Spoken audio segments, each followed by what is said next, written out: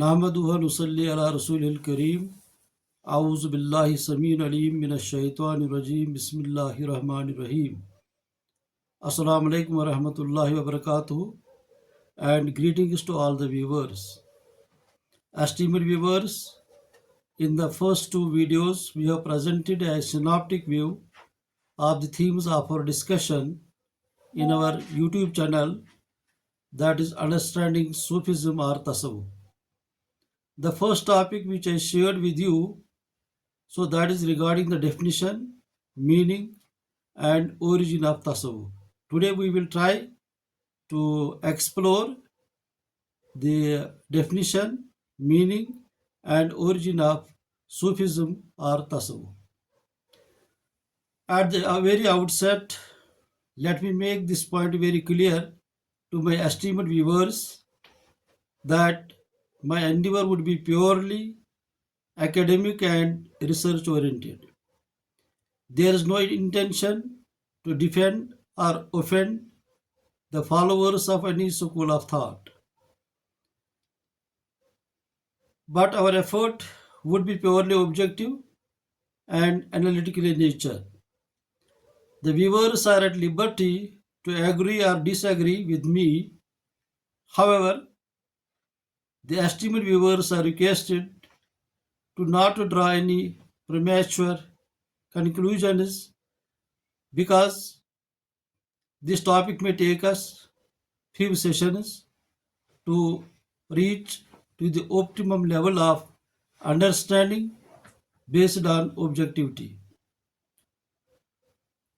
Dear and esteemed viewers, Sufism or Tasawwuf as an Islamic science is being studied both by Muslim scholars and non-Muslim scholars as well as by the Orientalists with great interest and curiosity, yet with diverse objectives in their minds. Some regard it as mysticism, a few others categorize it as a form of Ruhbaniyat, that is monasticism, while as some others regard it as Ruhaniyat or spirituality or Ilmi Irfan, that is the knowledge of Gnosis. In fact, new istilahat, that is terms, and diversity in tawilat, that is interpretations, have played a vital role in shaping the minds of people, thereby giving rise to different schools of thought. Since we differ in our degree of comprehension, intellectual capacity, though therefore difference of opinion or disagreement is somewhat natural, that is fitri. But what is of utmost significance and relevance here is the observance of ethics of disagreement, that is adabul ikhtilaf or salika ikhtilaf.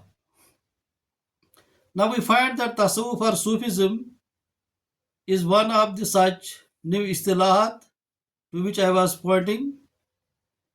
But at the same time, we must admit this fact that innumerable terms, new terms, or istilahat continue to get coined and simultaneously accommodated in all the academic disciplines, including social sciences, humanities, religious sciences, biosciences, physical sciences, material sciences, etc., as an outcome of human endeavor and effort. In this context, how could the development of our religious sciences, including the science of spirituality, that is Ilmi Ruhaniyat, remain immune to this inevitable progression? However, some scholars have difference of opinion about the derivation of the term Sufi and Tasawwuf. Why so? Because according to them, these terms do not figure in the Quran and in Sahih Sita, that is the six canonical books on Hadith, including Sahih al-Bukhari, Sahih Muslim, Tirmizi Sharif, Sunan Abu Dawud, Nasai, and Ibn Majah. Now, as a matter of fact, the companions of the Prophet Muhammad sallallahu alaihi wasallam were called Sahaba.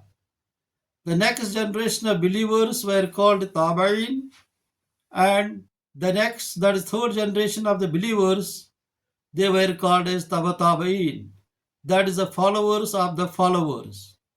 And it is unanimously agreed that they needed no other better title.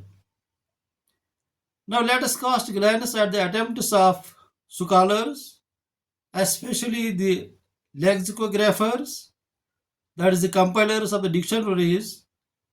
So some of them opine on the basis of their efforts and endeavor that Sufi is derived from Saf. Saf means a row, Swad and Fa, Arabic. But the grammar would then yield Safi and not Sufi. Similarly, another group of the scholars, they opine that it is derived, that is, Sufi is derived from Safa, that is purity, but then the grammar would automatically yield Safavi and not Sufi. Some hold the qualities of the Sufis resemble with those of the Ashab Sufa, that is the people of the bench, which we know that some of the companions of the Prophet Muhammad sallallahu alaihi wasallam used to stay for some more time in Masjid Rabbi as compared to others. So with the result, they became known as Ashab Sufa, that is people of the bench. So some hold this view that the qualities of the Sufis resemble with Ashab Sufa, and their opinion is that it is derived from Ashab Sufa. Still, some other scholars opine it is derived from the Greek word Sophia, Sophia, that is wisdom, but then it would yield the sophists and not Sufis. Majority of the scholars, as an outcome of their intellectual endeavor, they hold this view that Sufi is derived from the Arabic word Suf, Swad, Waw, and Fa, that is, which means wool. So then it would yield Sufi. Thus, in general sense, whosoever wears woolen garments can be called as a Sufi. But in technical and literal sense, it was applied to righteous, pious, that is muttaqi believers who used to wear loose woolen garments, which were sometimes in the form of woolen patched garments. So they were called as Sufis. We will continue our discussion, inshallah. Please remain tuned with us. Favor us with your valuable views. Feel free to share our videos and subscribe to our channel, which is cost free, so as to have our past, present, and future videos as per your convenience. Thank you very much. Jazakumullahu khair. Fi amanillahi ta'ala.